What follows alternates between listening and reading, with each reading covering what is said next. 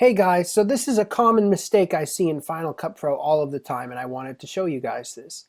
Um, if you look at this, this is a text, right?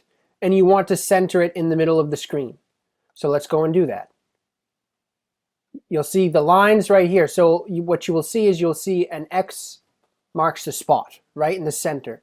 But when you look at that and you play it, does that look center to you? No, it does not. Look, it's like way up here. And you've got all of this space down here. So you're like, what the heck? So here's an explanation for this. I see this a lot. People make this mistake. They have an extra line. You cannot have an extra line in your text space or else it won't be centered. So make sure that when you have a text box, you do not have an extra line. Now, if you do this, now it will center it.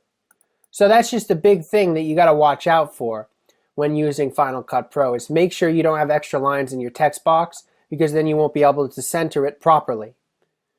And that goes for Final Cut Photoshop as well. I'm creating this this graphic. Now if you go to this and you look at this right here, let's say your text box is too big. Now all of a sudden it's going to not know how to register the center of the image. And so what's going to happen here, when you do the normal highlight the whole thing, grab tool, and you try to center it, it's going to be way off towards the top. That's because your text box is incorrect. However, if you fix it so that it's right on top of it, right there like that, and then you fix this, and then do that, it will center it perfectly.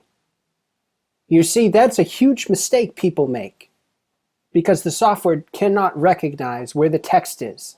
You have to highlight the text box to the correct size in order to center it. So just watch out for that. Thanks for watching.